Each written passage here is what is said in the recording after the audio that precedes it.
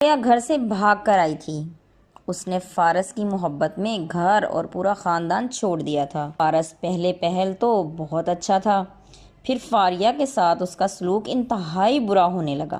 وہ اس کو طعنے دیتا، کسی نے سچ کہا ہے، غربت دروازے سے اندر آتی ہے تو پیار کھڑکی سے باہر بھاگ جاتا ہے۔ فارس کو بھی اب گھر چلانے میں پریشانی ہو رہی تھی۔ فاریہ نے کہا، لڑنے کی ضرورت نہیں، میں خود کوئی کام ڈھونڈ لیتی ہوں۔ وہ برابر میں خالہ کے ہاں آتی جاتی تھی۔ اس نے ان سے کہا، ان کی لڑکیاں فیکٹری میں کام کرتی تھیں، وہ بھی ان کے ساتھ جانے لگی۔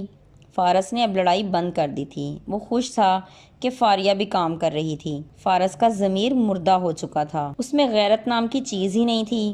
فاریہ بہت پچھتا رہی تھی۔ 1 سال سے وہ خود کام کر رہی تھی۔ برابر والی خالہ بہت اچھی تھیں۔ اس نے فاریہ کو مشورہ دیا کہ فاریہ، تم کمانے لگی ہو، اپنا بھی خیال رکھنا اور فارس پر یقین کرنا چھوڑ دو، یہ اچھا انسان نہیں ہے۔ فاریہ کی آنکھیں کھل چکی تھیں۔ اس نے اس بات کا بہت اثر بھی لیا تھا اور وہ بہت دکھی تھی۔ اس نے ایک بے ضمیر انسان کی خاطر اپنا گھر، اپنے بہن بھائی اور اپنی ماں کو چھوڑ دیا تھا۔ اس بات کا بہت دکھ تھا اس کو۔ دل کرتا تھا کہ وہ اپنی ماں کو ملے، لیکن شرمندگی کے مارے نہیں جا پا رہی تھی۔ وہ ایک ہی شہر میں رہ رہے تھے۔ فاریہ کی طبیعت اچانک خراب ہو گئی۔ اسے بہت سخت بخار تھا۔ فارس کو اس کی پرواہ بھی نہیں تھی۔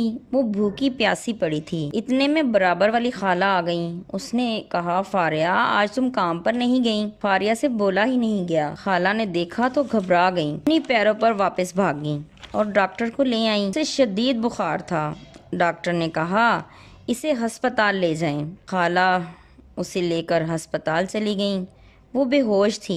وہ ہسپتال پہنچیں تو ایک آیا فاریہ کو دیکھ کر اس کی طرف لپکی اور اس کا بے تحاشا منہ چومنے لگیں۔